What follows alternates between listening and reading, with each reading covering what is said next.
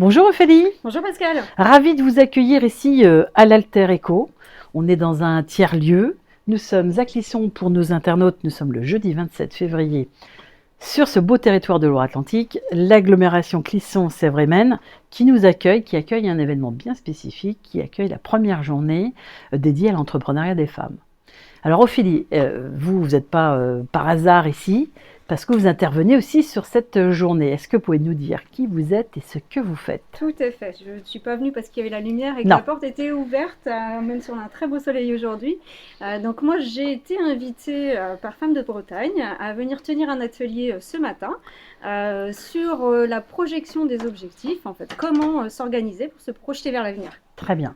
Alors, on n'a pas précisé, mais cet événement, il est porté et co-organisé par, évidemment, l'agglomération, on l'a dit, mais aussi par le réseau Femmes de Bretagne et de Loire-Atlantique. Très bien. Alors, qu'est-ce que vous faites, vous, dans la vie, Ophélie? Alors, Dites-nous tout.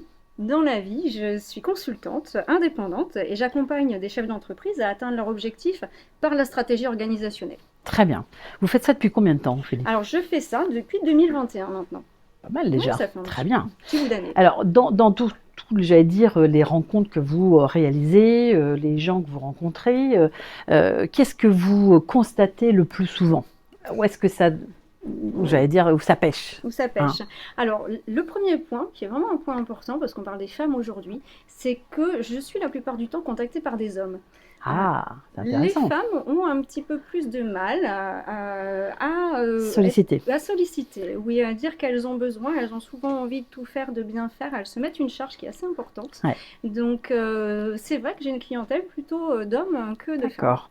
Donc la charge mentale, on le sait, hein, cette charge, soit la plus jolie, la plus belle, soit parfaite, etc.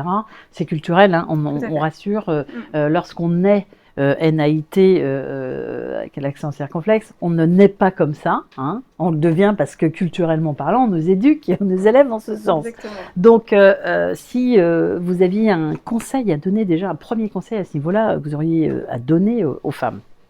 Alors, le premier conseil que je pourrais donner à toutes ces femmes entrepreneurs, et j'en ai rencontré pas mal ce matin en atelier, c'est vous êtes légitime, vous êtes à votre place, vous avez choisi d'être auto-entrepreneur ou entrepreneur, en tout cas de monter un projet entrepreneurial, allez-y. Vous avez décidé, allez-y, n'ayez pas peur, et organisez-vous pour atteindre vos objectifs. Voilà. On voit bien que l'organisation, c'est effectivement quelque chose d'essentiel dans une entreprise. Lorsqu'on structure un projet, il faut avoir pensé aussi à ces moyens, ces outils dont on a besoin. Et peut-être que c'est là que ça pêche aussi un petit peu, parce qu'on n'a pas l'outil, on n'a pas pensé la structure et le développement de l'entreprise. Et donc on se retrouve un petit peu à jouer les pompiers, à être un coup à droite, un coup à gauche, un coup à un petit peu et puis plus y arriver. Je pense que c'est un petit peu le constat qu'on fait depuis quelques années sur ces territoires. Hein. C'est pas que dû au territoire de la Loire-Atlantique, mais on voit bien que dans l'entrepreneuriat porté par les femmes, c'est quand même des petits projets parce que on n'ose pas. Alors évidemment, il y a quand même de grosses sociétés, hein, heureusement tenues par des femmes, et c'est ça qui doit aussi nous inspirer, de se dire on peut y aller, on peut, mais pour ça, il faut avoir pensé, je pense, de l'idée, j'ai envie de dire, à l'impulsion. Il y a cette grosse partie-là qui n'est pas travaillée. Souvent, on se lance parce qu'on a eu une expérience qui nous a mis un petit peu HS. Hein, on voit bien, c'est toujours un peu la même mécanique. Des femmes qui ont été malmenées ou qui sont épuisées psychologiquement, physiquement, qui vont même au burn-out et qui se disent bon bah comme je veux plus subir ça, eh bien je vais me lancer dans l'entrepreneuriat, sachant que on a fait quelques recherches sur ces chiffres. Aujourd'hui, 49% des femmes pensent que le levier de l'entrepreneuriat, c'est vraiment le levier pour être indépendante financièrement. Mais elles oublient une chose, c'est qu'il faut aller chercher son business. Il ne tombe pas du ciel. Donc, qu'est-ce que vous avez envie de partager à nos internautes sur ce sujet? Alors, c'est tout à fait ce que vous expliquiez, Pascal. C'est qu'un projet, ça se mûrit, ça s'anticipe. Ouais. Et malheureusement, on agit très très souvent en mode pansement. C'est que y a un bobo, C'est ça. on va trouver comment faire dans l'urgence C'est pour ça. le couvrir. Et souvent, on va pas aller chercher la cause, pourquoi on en est arrivé là et comment on fait pour éviter la prochaine fois et comment on fait Ouais, justement pour aller au-delà. c'est ça. Donc c'est cette grosse difficulté du frein en fait que beaucoup de femmes se mettent elles-mêmes. Ouais, Donc l'idée c'est de pouvoir les accompagner en leur expliquant ce que j'ai fait ce matin, qu'on peut très bien fonctionner en mode projet surtout. Une femme, les hommes aussi, hein, mais bien beaucoup sûr, de bien femmes sûr, bien sûr. fonctionnent en mode projet dans leur quotidien. Elles ne s'en rendent pas compte. Ouais, Et c'est juste leur faire comprendre ça, ouais, qu'elles savent le faire dans le quotidien. Il faut maintenant savoir le faire dans l'entreprise. Un projet, c'est un projet qui se réfléchit. On va poser ses objectifs, on va poser les tâches à accomplir pour atteindre les objectifs et on va surtout donner une temporalité à tout ça. Et en face, on va avoir, ce que vous disiez tout à fait, des ressources qu'on va devoir mettre en soit place, aller fédérer, chercher, parce qu'on a besoin de ressources humaines, des ressources financières, donc on va bien sûr. devoir connaître un peu le maillage territorial, savoir vers où on va aller Ouais, chercher, est-ce qu'on est éligible, est-ce qu'on ne l'est pas, souvent on a un peu peur parce qu'il y ouais, a un dossier à monter, on ne sait pas est-ce qu'on va être capable de le c'est faire. ça. Donc de savoir pousser les portes et de savoir se mettre les jalons et de les suivre. Notre grande amie, la procrastination, est souvent là. Comme on a un peu peur, on ne veut pas trop se montrer, on a envie d'y aller, mais on n'est pas sûr d'être légitime.